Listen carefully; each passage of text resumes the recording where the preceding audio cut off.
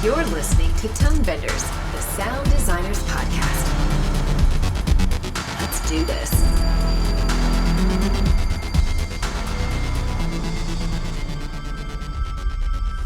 There's something happening to me. There's something awakening in my mind. I can't control it. What did you see? There's a crusade coming. Hello and welcome to Tonebenders. I am your host today, Timothy Muirhead, and I am very excited for today's talk about the sound design of Denis Villeneuve's Dune. It's an epic film in every way imaginable, and one of its standout strengths is the sound of the film.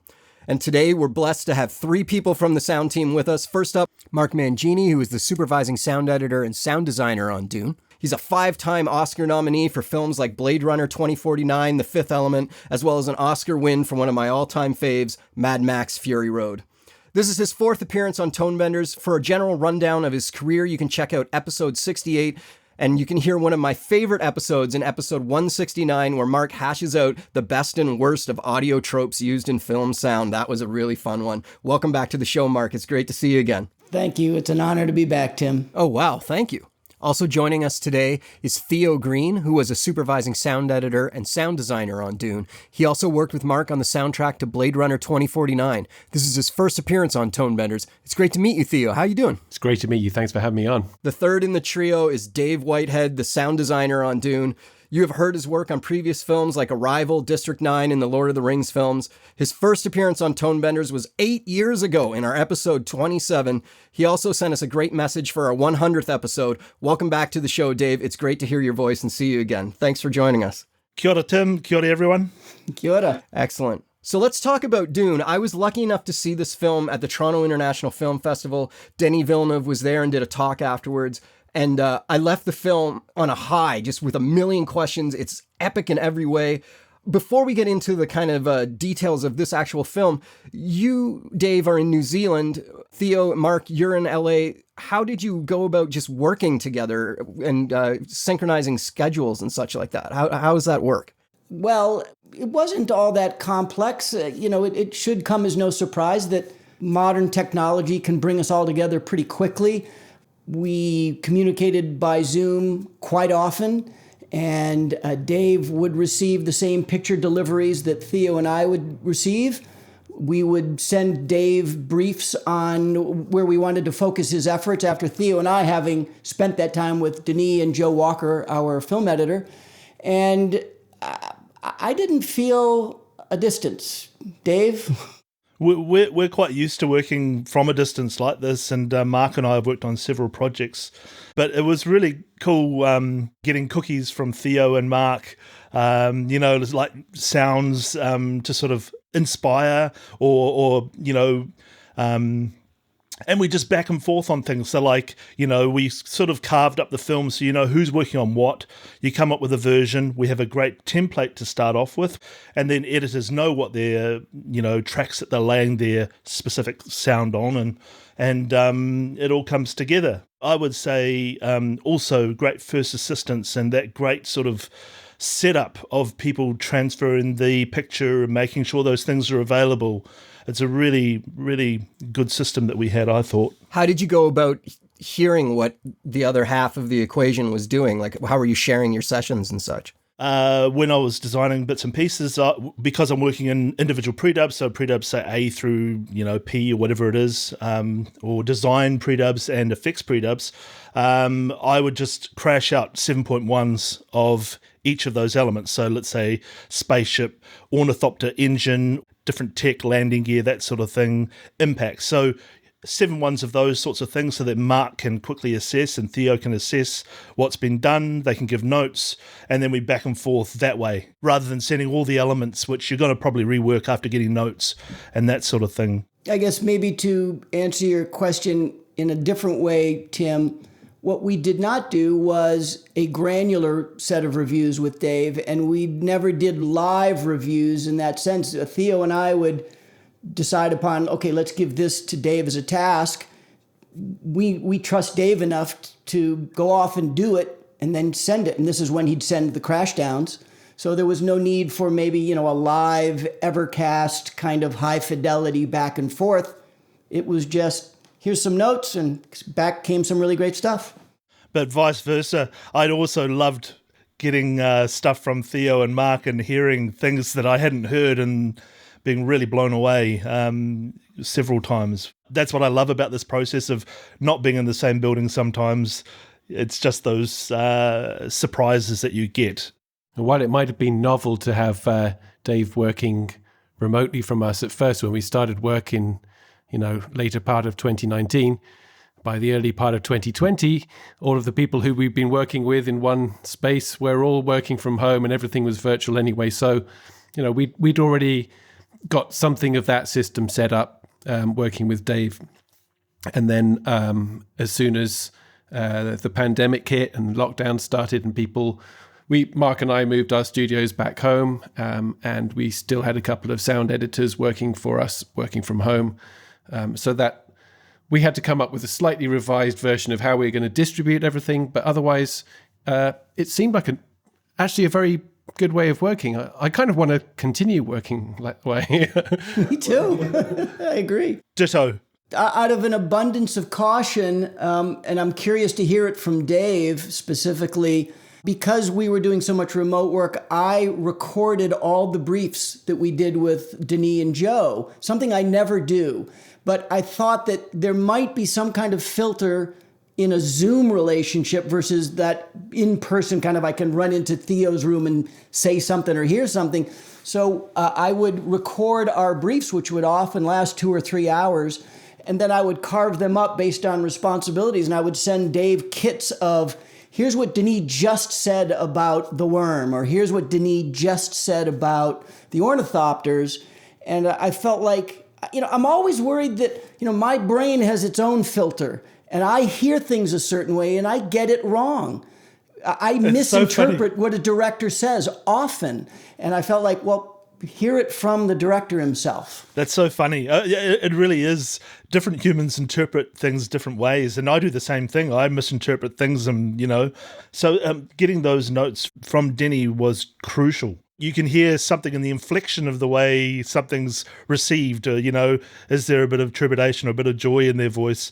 And those things are the keys that you go from when you have a director in the back of your room, and you've played something 50 times, and as soon as they're at the back of the room and they're not even talking, you feel them, and you edit your own sounds based on the feel of the room. It's a really weird thing, but it's true. It's true. Denis Villeneuve is so passionate about sound, and when he's talking to us about what he wants or what he's just heard, you can really feel his excitement or lack of excitement. Sometimes he'll be, yeah, maybe, interesting.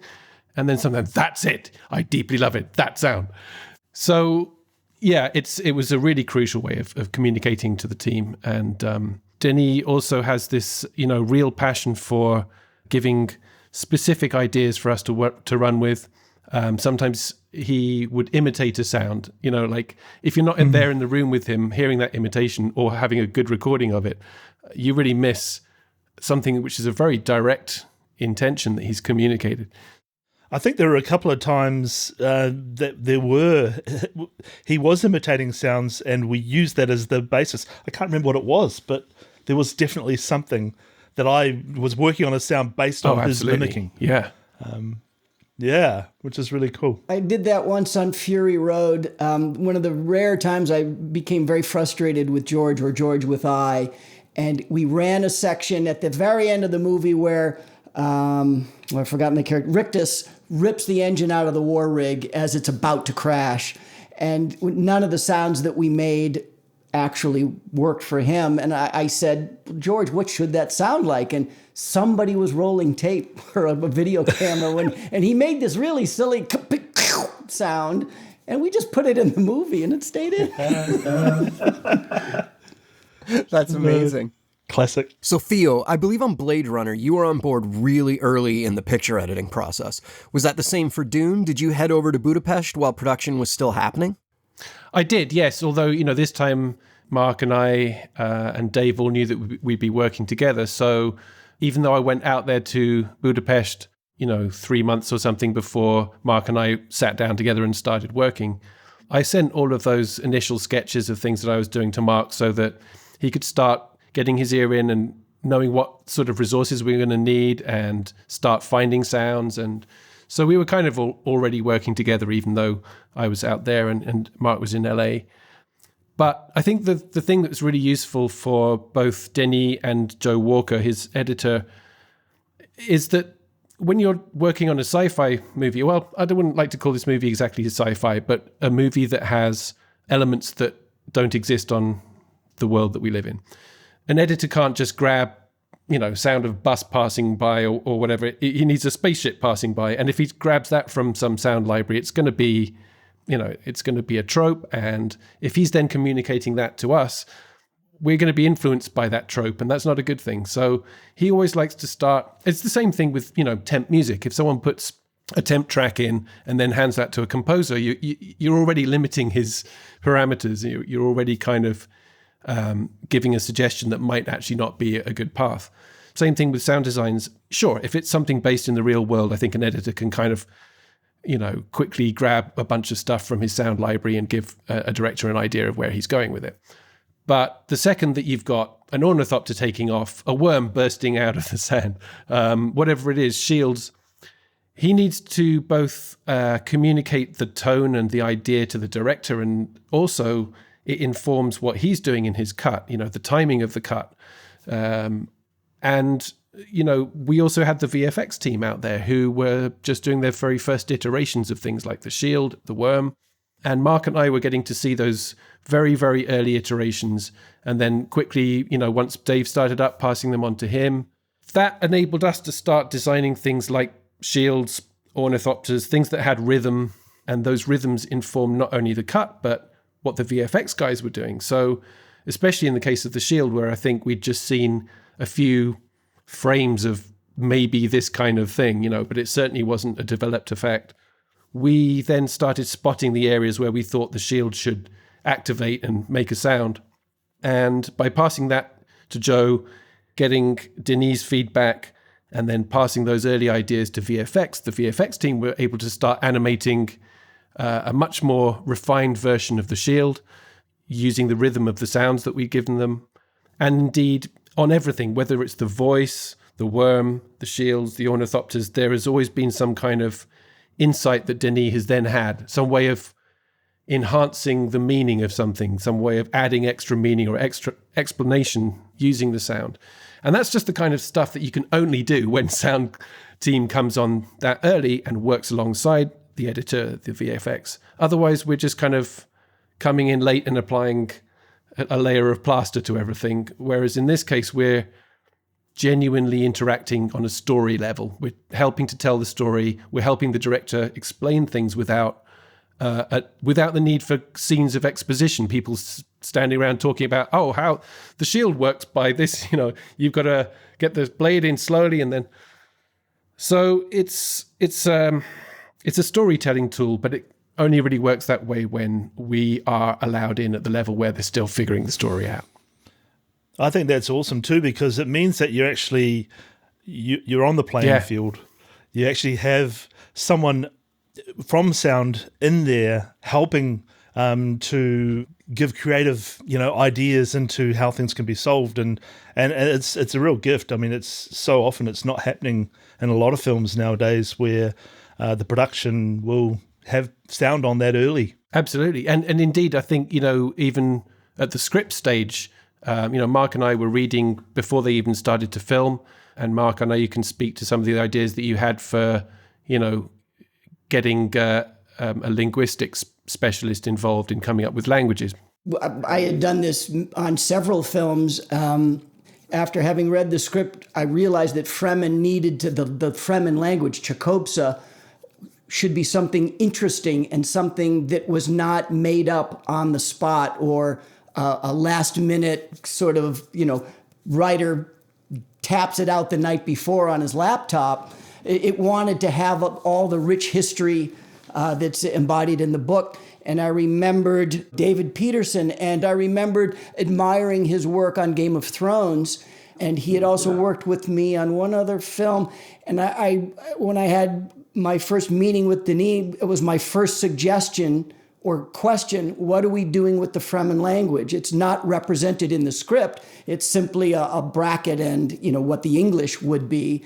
And we all felt, and I encouraged him to, let's write this language, let's put it in the script, and let's have the actors speak it, because it will make those interactions that much more authentic. David went crazy with this. I mean, not only inventing a language, but providing to the production team and the talent phonetic pronunciation lists and a number of other assets and audio captures of his voice of those pronunciations, so that it would be very clear that whenever somebody said the words "Quisat haderach," it would always be said in a uniform fashion. Making sure every little nuance of that was consistent, as if, yes, we speak this language. And Denis was really taken with this kind of idea that in pre-production, not that he didn't recognize it, sound could be having this interaction with the production and improving. Following up on Theo and Dave, this idea of this back and forth that we're having with Joe and Denis and having a real symbiosis of sound and image. I think Denis, we must give Denis some credit for being quite intelligent in structuring this way of working, because he said 2 nights ago in a Q&A that we did that what he finds valuable in that process is that by the time he gets to the final mix, these sounds are what he called old friends. What we can read into that, and I hope the film community reads into that, is how that empowers a director. The last thing he wants from his experiences as a filmmaker is to show up at a final mix and be making granular decisions about, no, I don't like the sound of the ornithopter. No, the worm voice isn't quite right. What the director should be doing in the final mix is making the big overarching decisions of dialogue versus music versus effects, and being a director in every sense of the word, instead of like a technician determining, there's too much rumble here, I don't like that squeaky thing. And this is a method by which we can empower directors to be their best when they need to be. It's a very, very clever system that I think has efficiencies built into it. By the time we got to the mix, we'd already been working with him on the sounds, all 3 of us, for a year and a half, right? Yeah. That's something that we talked with Wiley Stateman about, that he's very passionate about doing the sound that way.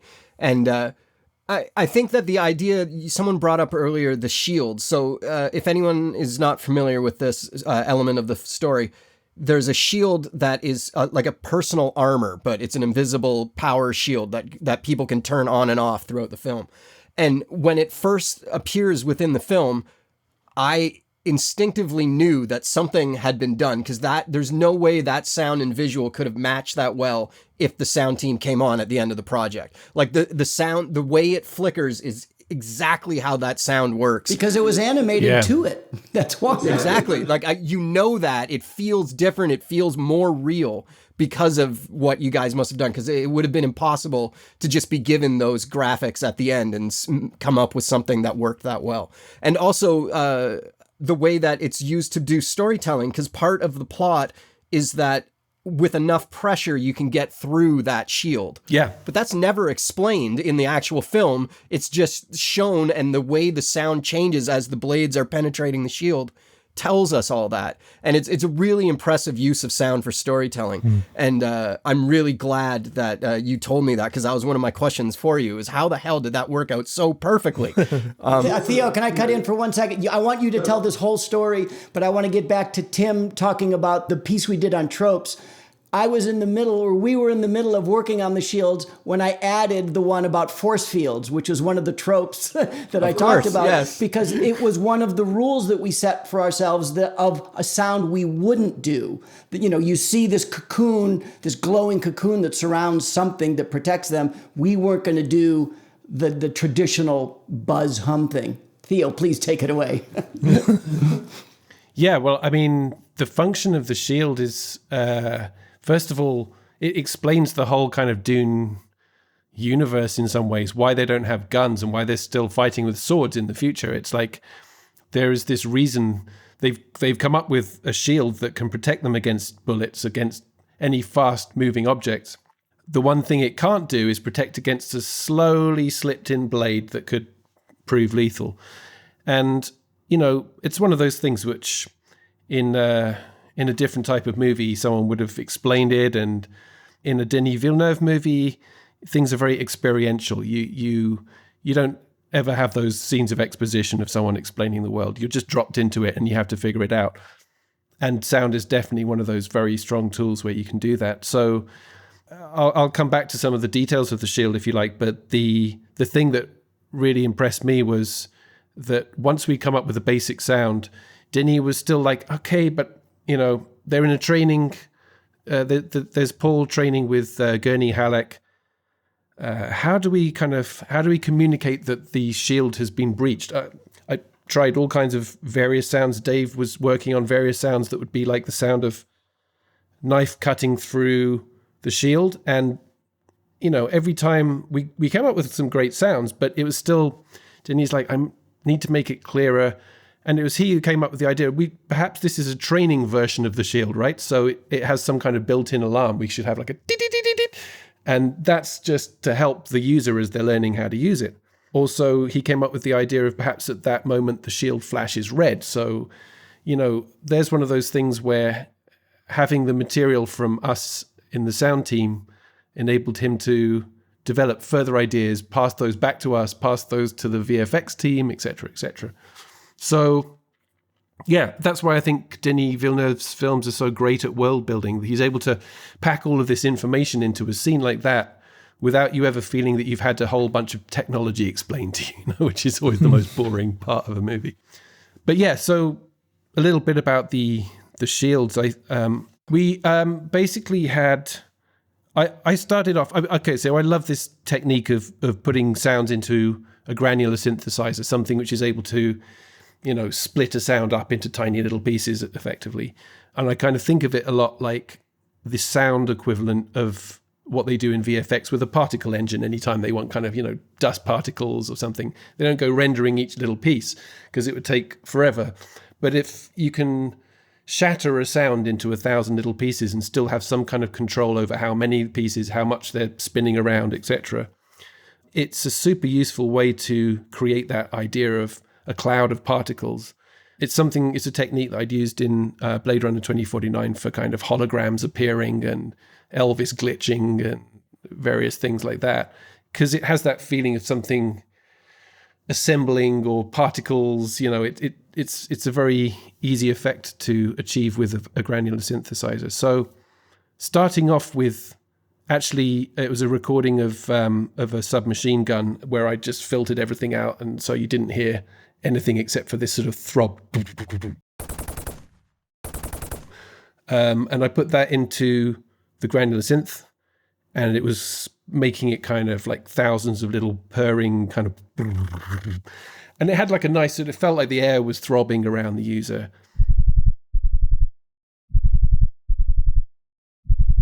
That was one of those things that kind of got a semi-warm, lukewarm response from Denis. Like, I like it.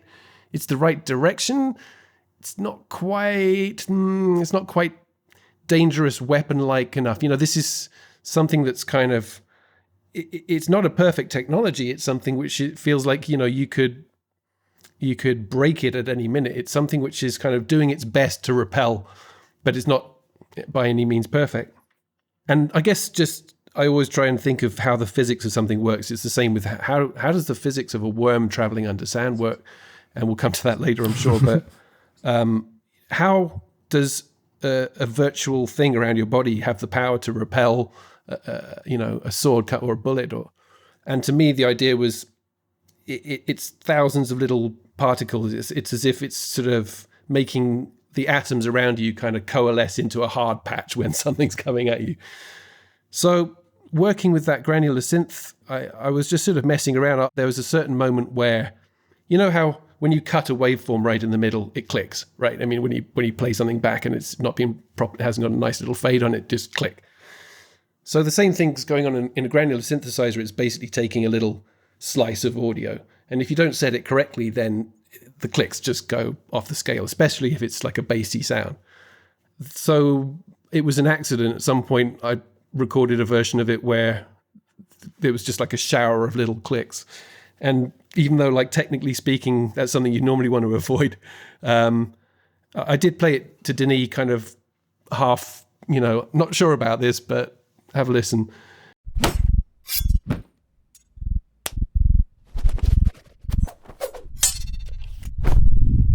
And he's like, that has the danger. That has the kind of, it feels like something straining to push something away.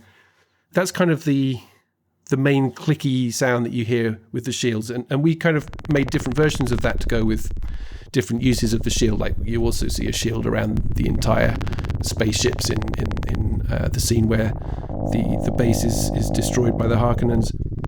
But that's an example of something where I passed that very basic clicky layer to Dave Whitehead, who was then able to kind of help with shaping, help with adding additional layers that gave it more force. And so these things are always kind of a layer cake and a sandwich of different things. But I love the fact that an accident, an error kind of crept in as as a defining feature of the shield. Come on. Oh, man.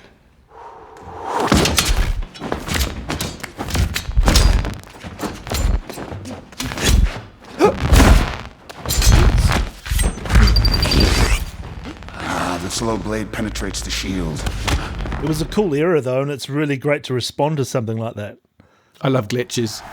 Yeah, We are House it was Atreides. cool. There is no call we do not answer. There is no faith It that worked we perfectly. betray. It's interesting. We've all, working in sound, had that moment where you're playing with the director and they suddenly like something. When Theo was telling that story, the other three of us all started smiling. I don't know if we were even conscious of it, but we can all relate to that feeling when the director goes, that's it. That's it.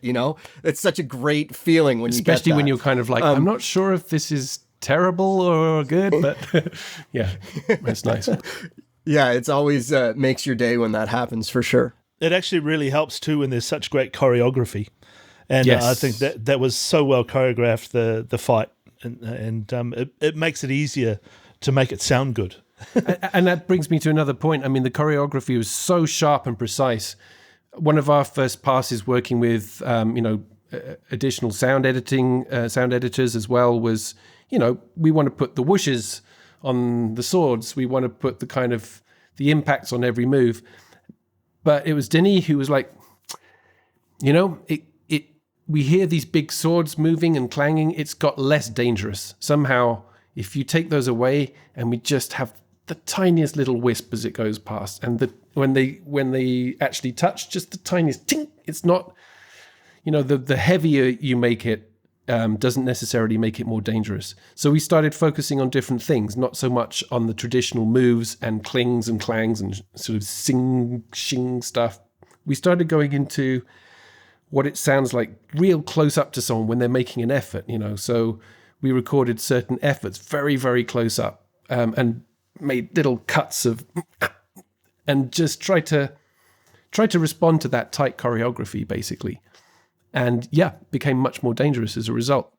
As I remember, Theo, the approved version, it was our 14th iteration. And I remember that and I believe the voice were our longest runs of taking a stab at something and finding success. And, to Denis' credit, what we discovered, and apropos of what Theo just said, our, V1 was what you might expect. It was very tropey in a sense. Every move had a sound, and everything had power and blade and ring. And by 14, it was a constant process of removal and focus. What's the most important sound here? Let's find out which one that is. Let's just hear that. So we were constantly thinning and refining those sounds till we got to version 14. Mark, you just mentioned the voice. We're going to have to talk about that. For those not fluent in Dune lore, this is when a specially trained person uses their voice in a very specific way to make others involuntarily follow their commands. This technique in this world has some kind of ancient pseudo-religious connection. Can you take me down the road to how you got to what is in the final film? what you all have come up with is really cool. Definitely not in the realm of the tropes that we've all heard before for this type of thing. It's an interesting new addition to the sonic world. Well, that's great, and trope is a great way to start the discussion. I'm going to start it and hand it off to Theo, who really did the heavy lifting on the voice. But it started with a discussion between Theo and I, again, of what we didn't want to do. What we pretty much knew we weren't going to do was what a sound editor's knee-jerk response would be, which is, let's filter it somehow. Put some plugins on it. Let's find a clever cocktail of plugins. Let's do the pitch shift, the time stretch, the equalization. There's 100 things you can do with a plugin that ultimately makes it sound electronic. So as we struggled, though we did go down those roads and endeavor to process the voice, thinking, okay, if he's deploying this weapon, what quality would the voice have? And we'd try a variety of processes to achieve it. And I think in our first demo with Denis, he didn't respond to any of them. None of them felt human or powerful. And in that sound design review session, I had a flash of an idea that the answer was not going to be in process. The answer was going to be in performance.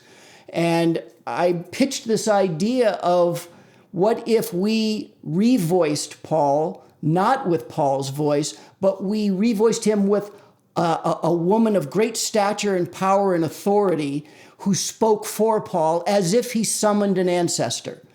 Because in fact, when you deploy the voice, you are in fact enacting an ancient ritual that your Bene Gesserit ancestors have been using for millennia. So I thought, let's bring in the Bene Gesserit here. Let's bring in the ancient voices and let them bring the power to Paul's voice. That's my kind of big contribution to it, which is a conceptual one that then led to some other really useful narrative tools later on in the film that we discovered after embracing that idea. So Theo and I embarked upon this process, and we pitched that to Denis. He loved that idea, and he said, go do it. Theo and I made ourselves casting directors. We literally, we called the agents, we brought in the actors, we directed the actors, and we picked 2 or 3 really gifted women who would be our ancient voice, primarily leaning heavily on a woman by the name of Jean Gilpin, who is really the embodiment of our ancient voice. But then it had a long way to go from there to get it to a place that sat with Paul and the dialogue. And that's where I'll hand off to Theo, because he just made it an amazing thing. So we started off with our recordings of an ancient Bene Gesserit ancestor, and that kind of it worked to have it coming out of the user's voice, but we also needed to convey just how much impact and power that voice can have on an individual. And so there's kind of 3 parts to the voice. I'd say there's the sort of ancestral voice that comes out of a user's mouth when they use it, sometimes morphed with the original voice of the actor. But to create the bass impact layer, I mean, the first thing I tried was, pitching it down a couple of octaves, just keeping the sub layer, and then actually a kind of a worldizing trick of playing it through a subwoofer in a room and recording that, so that we kind of got the whole room resonating, and give an idea that when you use this voice, it impacts the space that you're in as well.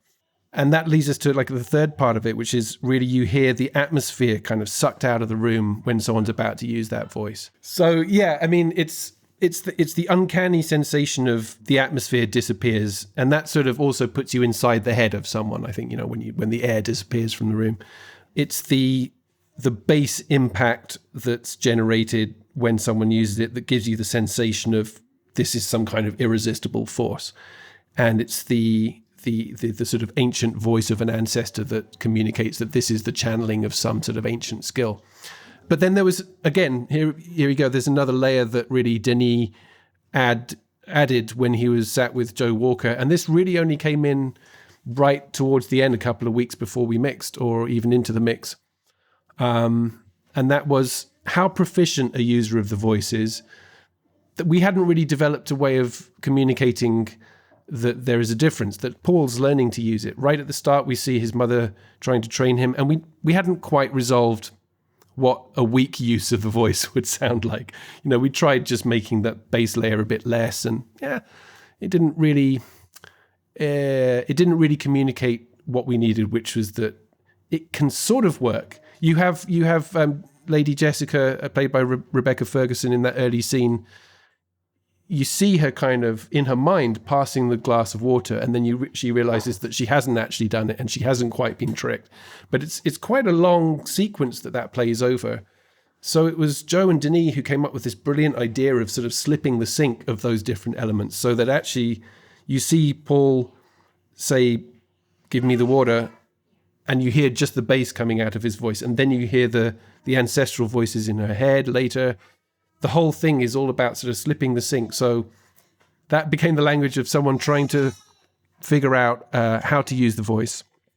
And then, of course, in the hostage sequence where Paul and his mother have been taken hostage by the Harkonnens, it's down to him to save the day by using the voice correctly, finally. He tries it, doesn't quite make it the first time, and his mother's shaking her head and saying, "You got to get the pitch right." He then sort of, it all comes together. He uses it correctly and it has the desired effect.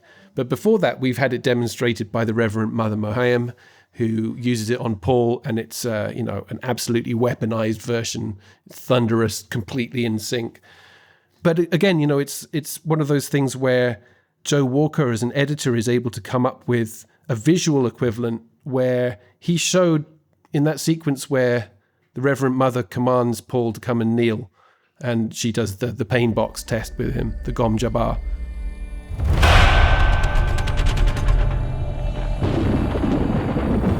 The test is simple. Remove your hand from the box, and you die. What's in the box? Pain. You see, before Paul walks towards her, you see a flash forward of his feet walking, and then you see him standing back. You realize there's something about time itself being shifted around, and that's a whole area, the whole department that Joe Walker is brilliant at, is time and its manipulation. But I don't think that would necessarily have been an obvious solution unless he was working with those separate elements of sound and being able to play around with them and build his own language visually and with our audio, and pass this back to us and have us kind of do the final refinements. Again, I think it speaks to just how important it is to have a constant communication between the sound team, the editorial team, the VFX, and the director. I remember Joe very specifically in that Gom Jabbar sequence, Theo, making sure that, one of the utilizations of the ancient voice was to create this after effect. We would create a cloud of ancient voices that might follow something that Paul or Jessica would utter. And that would have varying lengths of tails. And Joe, because he's smart with sound, would send these sequences back. As the voice developed, he would be altering his cut so that he knew he couldn't come back in with whether it's Revmo or Lady Jessica's response until we had cleared or tapered out with the length that we thought was the correct finish for the audio moment. And so there's that interplay of picture and sound must work together to find the optimal result. Yeah, I was really captivated by the approach to the voice in the film. It was really fun. I guess now I'd like to talk about the Ornithopter. This is a really interesting puzzle that you guys had to solve. Visually, it looks kind of like a giant dragonfly, almost organic, but it also looks like a military vehicle. And when I first heard it, I recognized some sounds as kind of point towards the family of a helicopter sonically. And that made it feel realistic and heavy, but then at the same time, it's filled out with lots of other sounds. Tell me the story of how you came up with the Ornithopter. Dave, do you want to take this one? First of all, I'd say Theo gave me a sound. Ah, okay. Of a beetle. And it was this really cool sound that Denis had responded to. Actually, Theo, you talk about that sound first, and then I can talk about the rest of the Ornithopters. Well, yeah, I mean, I think, having read the book and refreshed my memory about the descriptions of how these technologies were supposed to work, it describes an ornithopter as being a genetically engineered sort of giant dragonfly. But then looking at the way that Denis had treated it, it very much, it looks like a large piece of serious military hardware. And even though I think that first sort of bug wing type of sound that I came up with was useful as a temporary guide of the sort of direction, it was Denis who said, yes, but we don't want this to be, a fantasy thing. We don't want it to get more and more like an insect. It has to get more and more like, frankly, a real thing that we relate to. And that's a kind of guiding aesthetic that runs all the way through this movie and other movies of Denis, that we're not in fantasy land. We're trying to bring people, we're trying to ground things, we're trying to bring people into the movie by using things that they can relate to, rather than trying to impress them with how otherworldly everything is. God in heaven. Get everything with guns off the ground! Go! This is an extermination. They're picking my family off one by one. Let's fight like demons.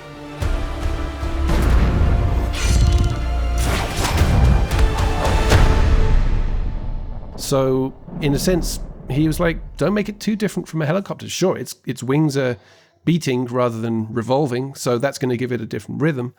But, we want to feel that these are serious pieces of military hardware, and we want people to not be too distracted by their presence. They just accept them, if it's something that's relatively familiar. And the only other guidance he gave us was try to create a different sound for each of the different types of ornithopters. So it's, the equivalent of a bell and a Sikorsky. And, you've got the different sounds of an Harkonnen ornithopter, because they are a slightly different form of human, right? So, we wanted something that sounded a little bit more sinister and insectoid. There are small ornithopters, they're like an escape pod one. And then there are the big sort of imperial ornithopters of the House Atreides. So he did say, try and develop different genres of the same sound. But that's the point where I think I should hand over to Dave and Mark, because that's really where I left those initial sketches of Ornithopter, and they took over. Mark? I bow in your presence, Mr. Whitehead. Dave did the real heavy lifting in this department and delivered some extraordinary materials. My contributions were a lot of the mechanics and a good deal of the Harkonnen ornithopters, but they only have a very brief presence in the film. Dave really has to take the baton here and talk about the building of the Imperial and Atreides ornithopters and the materials that he used. One of the joys of working with Dave is that he works much in the way that Theo and I work, which is we go and build a palette first. We go off and feverishly record new acoustic sounds, then bring it back to the studio and try to figure out, well, how do we use this?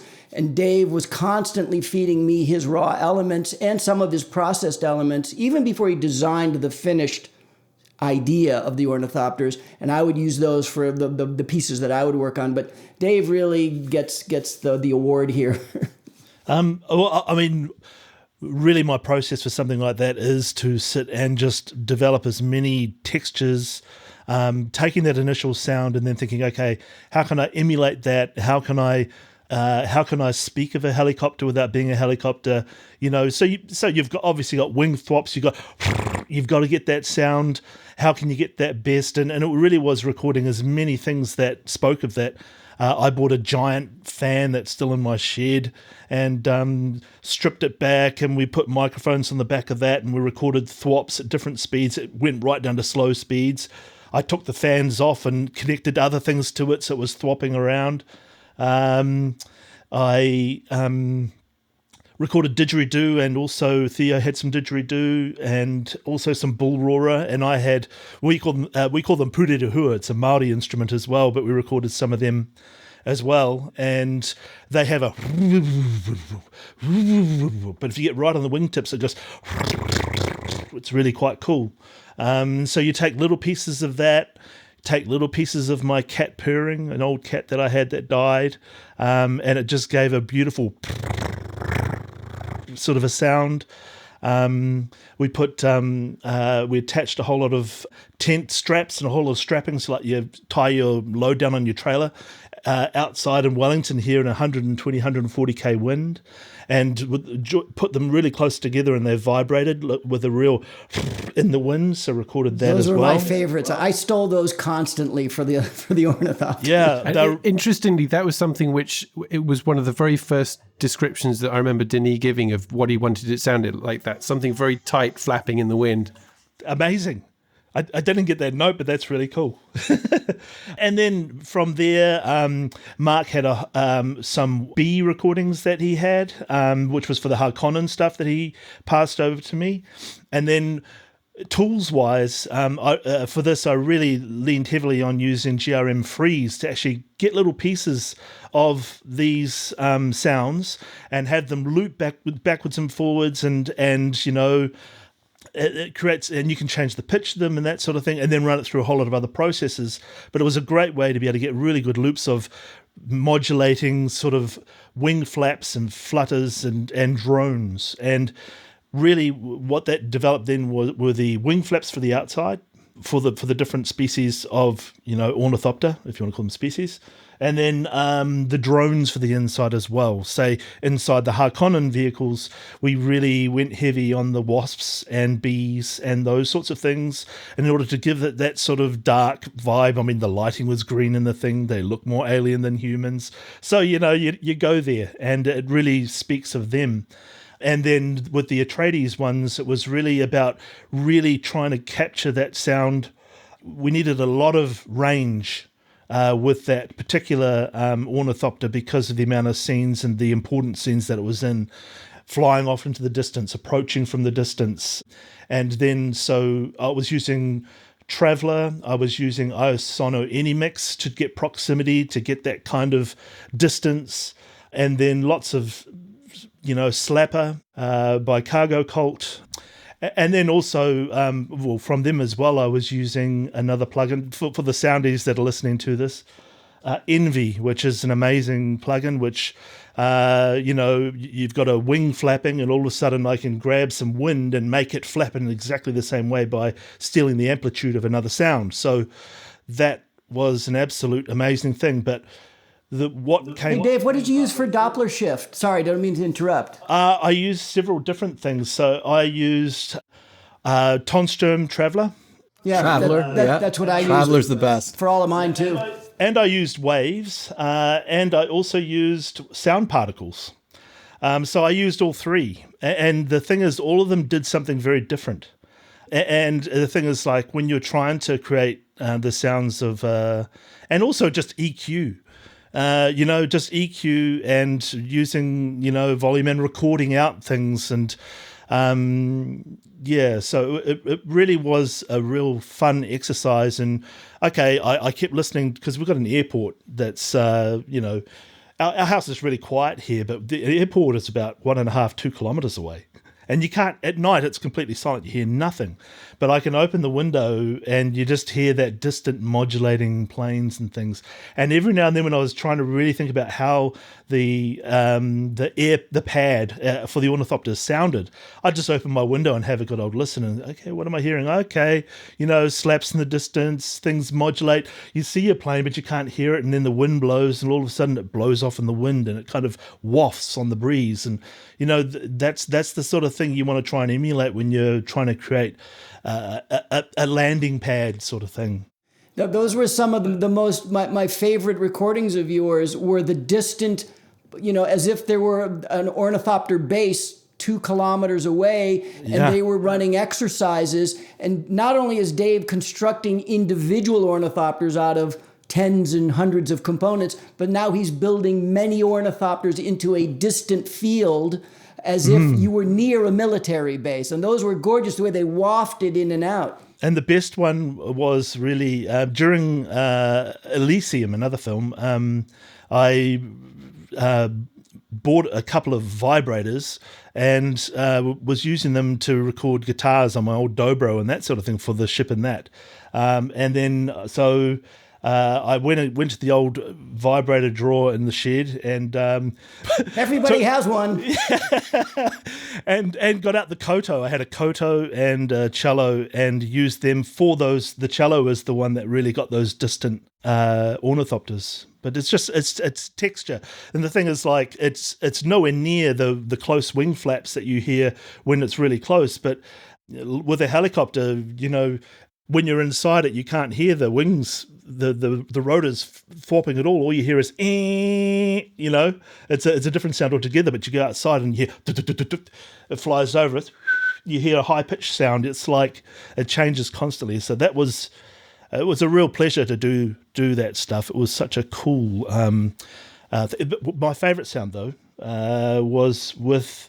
I've got an old sort of radio transmitter World War II thing sitting in my shed, and I bought that out and put a transducer speaker on top of it with my Lyra 8 orgasmic synth, which it's a really cool synthesizer and Russian one. And just used it to help create the servo sounds and the inner keening sounds for the Ornithopters. Yeah, real beautiful tones and drones. And I put a couple of DPA microphones and a contact mic on top of that, and it just gave us a real interesting metallic world-eyes textures for that sort of thing. And they were very useful for computer noises, for that sort of thing as well, and for servos, which Mark also did servos and impacts for the Ornithopters as well, but it's all part of the fondue. Yeah, those Lyra recordings were great. They were so different. We that's another trope, you know, we sound editors love servo motors, and we have libraries of them, from the motors that move the seats in our cars to, you know, car windows and lift gates, and but we've heard all of those sounds. No matter, we could go out and record them fresh again, but they would still sound like something we had heard in another science fiction film when the spaceship doors open or something like that. So Dave provided these really elegant, non-traditional servo components for wings adjusting and you know, legs retracting and things like that for the Ornithopters. But they sound grounded because they've got that metal. They're vibrating in the metal, and I think that's one of the most fun part of doing this job is that sort of thing.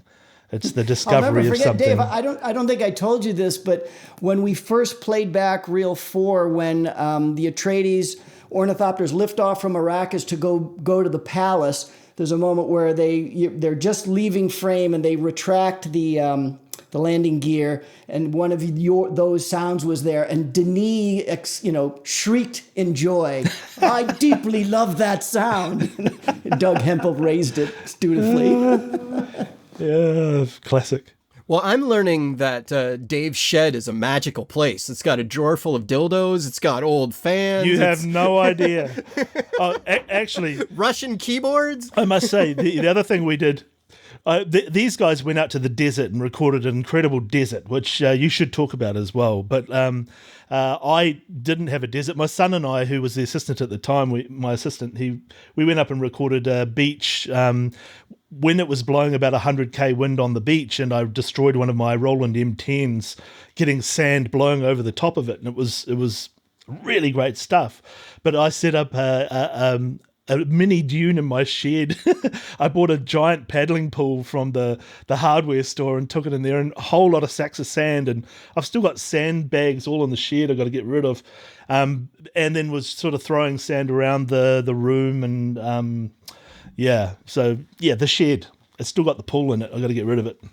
Well, let's talk about the sand, because sand is a really hard thing to record because it can just turn into white noise really easily.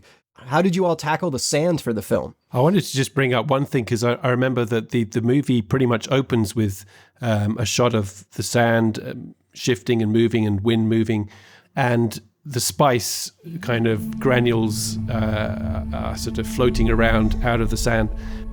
My planet Arrakis is so beautiful when the sun is low. rolling over the sand. We used one of Dave's recordings of the sand shifting and blowing in the wind.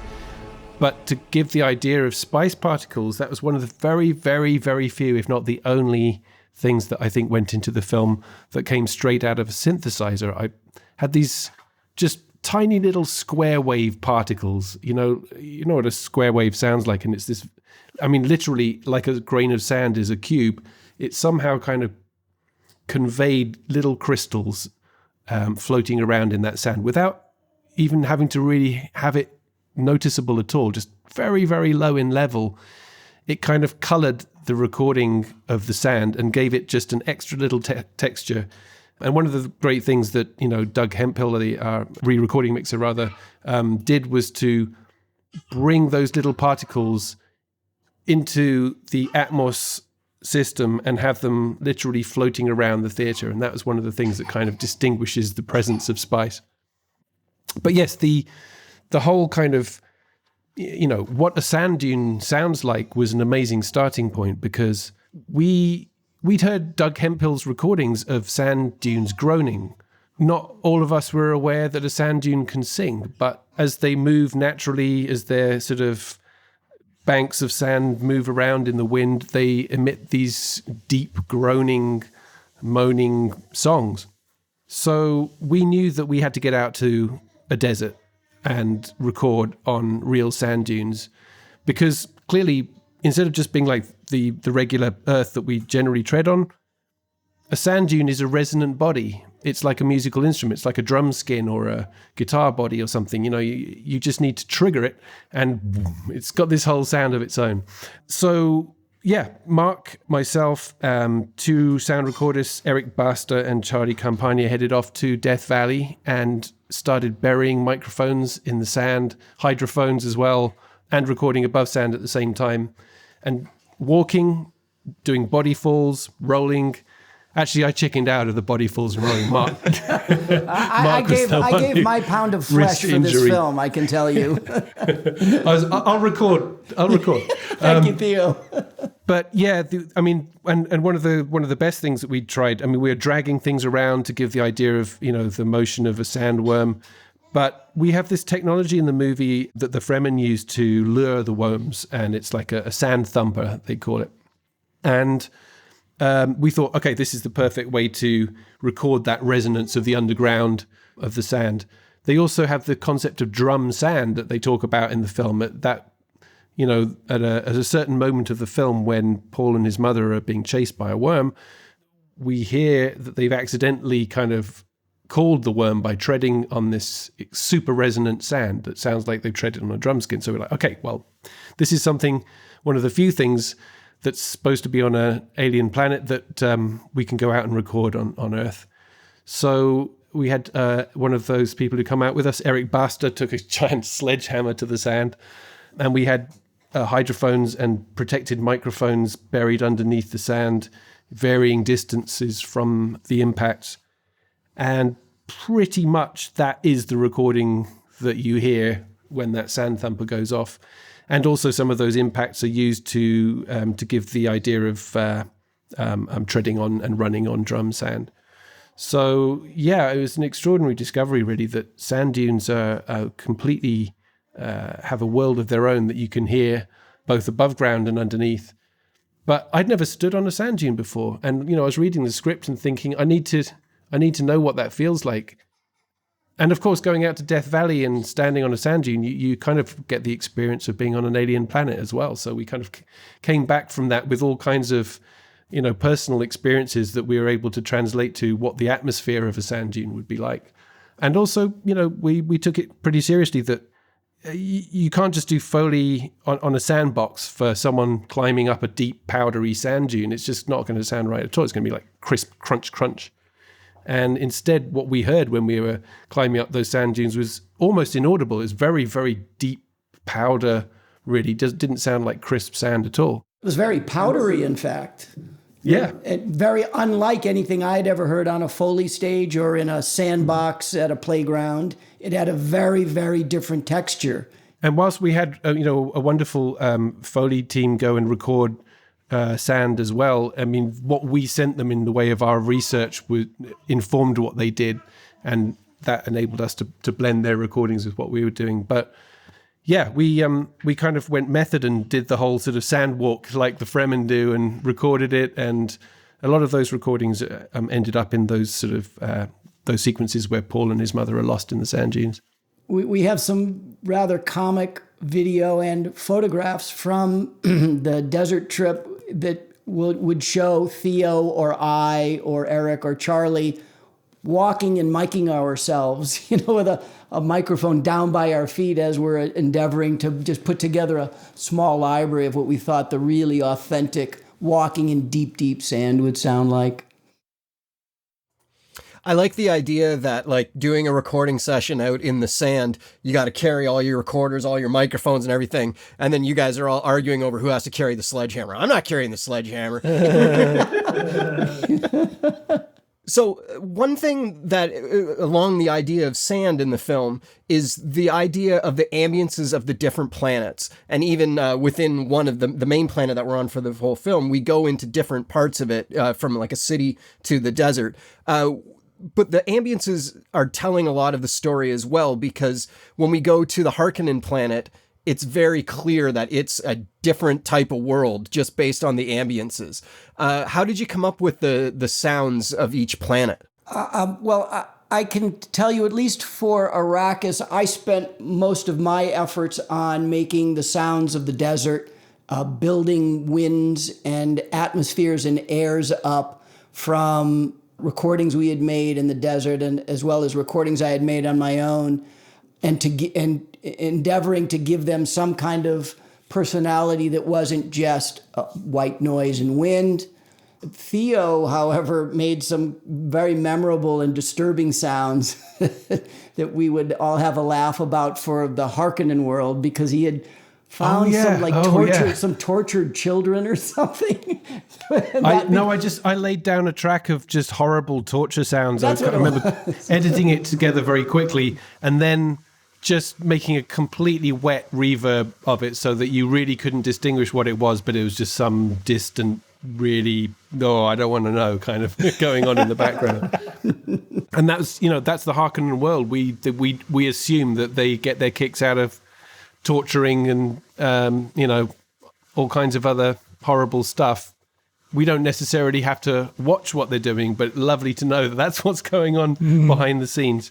And also, just industrial sounds. I remember, putting in sort of the squeal of the brakes of an underground train and various other things that just sounded like kind of mechanical industrial world gone wrong. That was very much the idea behind the Harkonnen world. The sand played a big role in the Arrakis environment. I remember somebody from production telling me about how insidious sand was, and that it just got into cameras and lenses and microphones and it just ruined everything.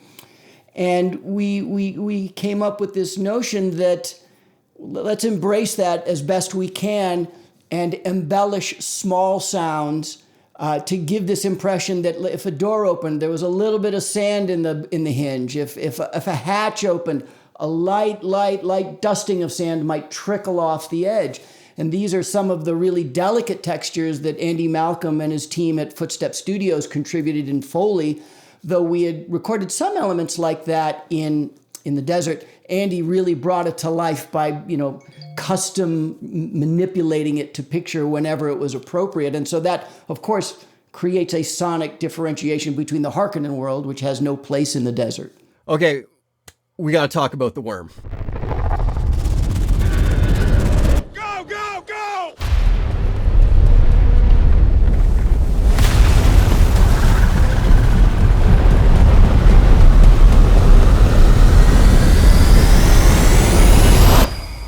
Okay, the worm is it doesn't have a huge presence in the film. It's 2 or 3 scenes that it's in, but it leaves a mark on the viewer for sure. Good. It's something that we haven't seen before too often.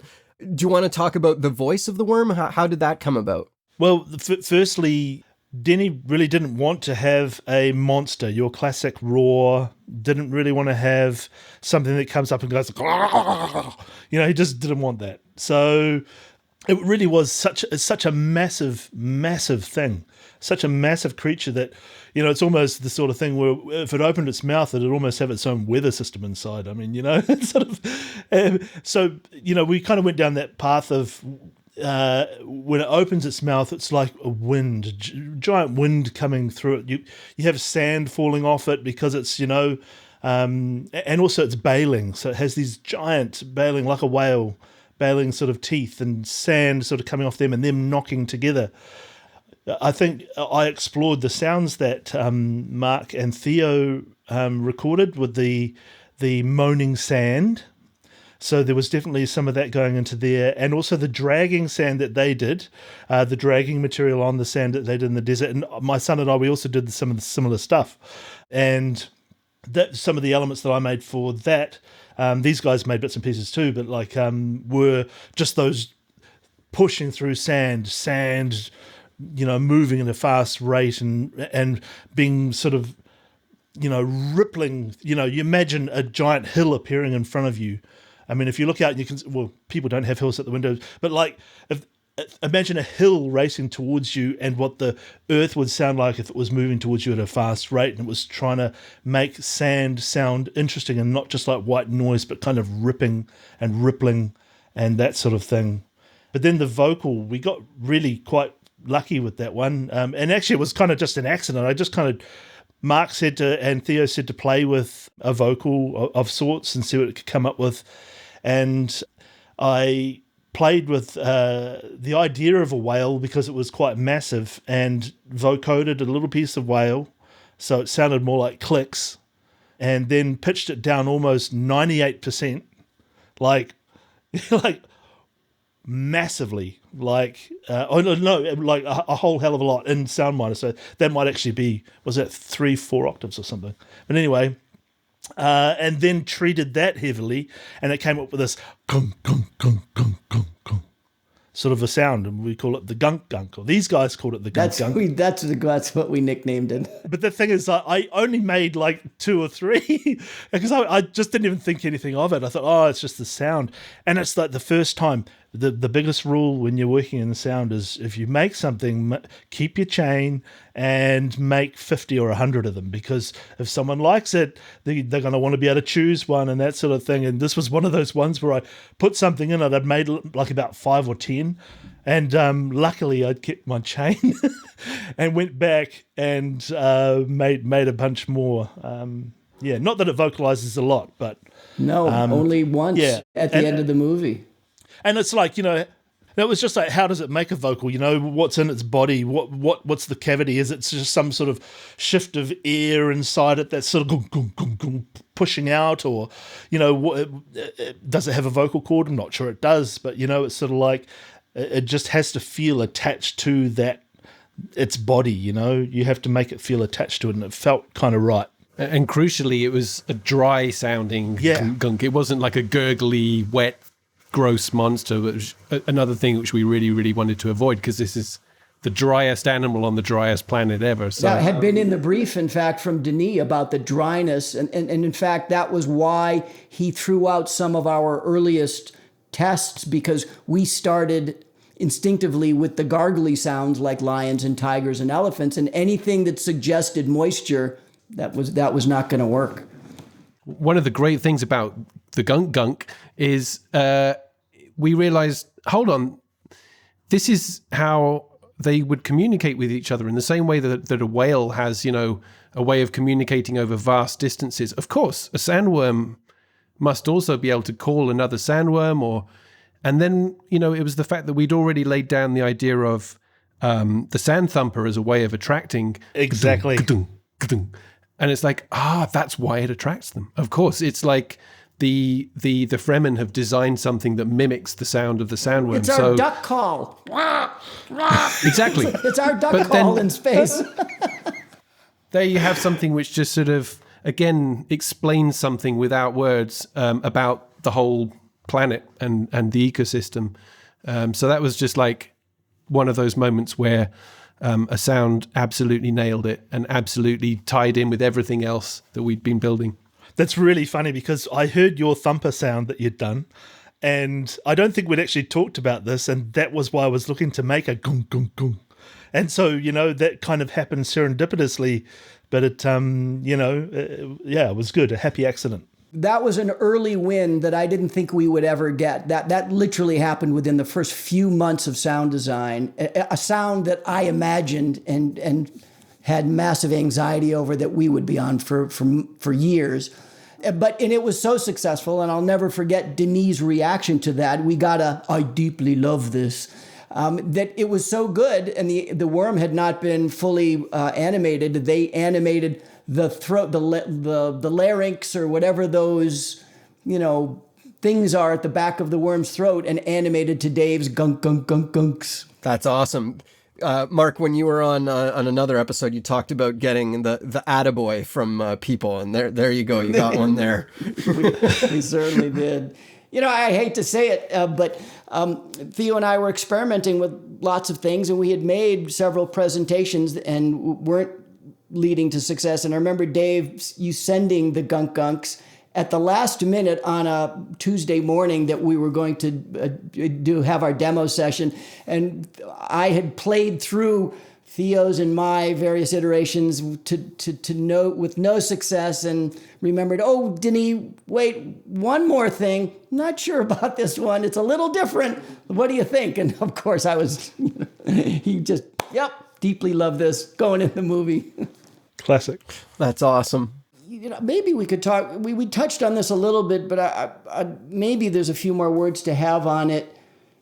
Theo mentioned this earlier, Denis' aesthetic that is pretty consistent in this film and in Blade Runner 2049, that we need to build a universe that is new. These are things we were making sound for things that don't exist, but they have to feel recognizable. They have to represent a world that we could believe actually exists, an acoustic universe that actually exists. And Denis has exhorted us many times to eschew synthesized sound where possible, because acoustic sound does a lot of the heavy lifting for us, albeit processed clearly to create these fantastic sounds. And I think that's an important element of the success of this soundtrack, and what the aesthetic was. Make sounds that don't draw attention to themselves. In fact, Denis would often say to us, I want this to sound boring. What he means is boring because it's recognizable. It's a sound we can relate to. If I were to think of the 180-degree opposite of The Brief, it would be, and it's one of my favorite movies of all time, Forbidden Planet. We don't want a theremin going, woo. Those are the things we don't want in this kind of film. So how do we achieve its polar opposite? How do we create a universe of sounds we think we recognize but don't actually exist? I'd say it's also like, the tendency of any sound designer is to want to make what you're looking at in a sci-fi especially cool. You want it to be, the first instinct you have is, I want to make this thick and heavy and sweetened and hyped and, a fantasy, effectively. And we've seen this in so many, science fiction movies, even films that have sort of drawn inspiration from Frank Herbert's Dune, like Star Wars. And this is that very, very, very different approach in Dune, a very, very different aesthetic. And one of the notes, like a Post-it note that Mark and I had on our computer screens, and that we also would sort of give to the sound editors who are working with us as a sort of shortcut to remember Denis' aesthetic. We were saying, imagine that you've got to fake someone out that this is actually a documentary. We want it to be almost to convince people that we were really there with cameras on planet Arrakis with microphones. And therefore, if you were trying to fake someone out into thinking this was a real documentary, you don't put quite so many sweeteners in. You don't hype the sounds quite so much. You really try to build a believable world. And our shortcut, we called it fake documentary realism. So we just, FDR was the shortcut term to everyone.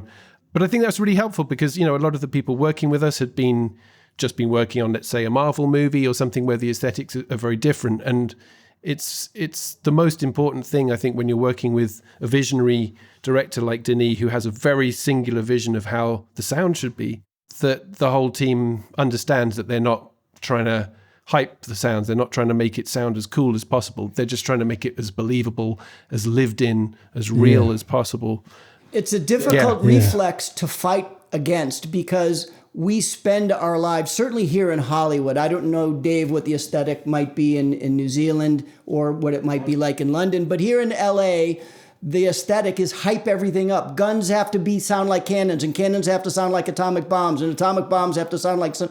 And we were besieged by directors to make it bigger, make it stronger, make it flashier, and that's driven into us over the duration of our careers. It's the rare filmmaker like Denis Villeneuve who wants us to do just the opposite.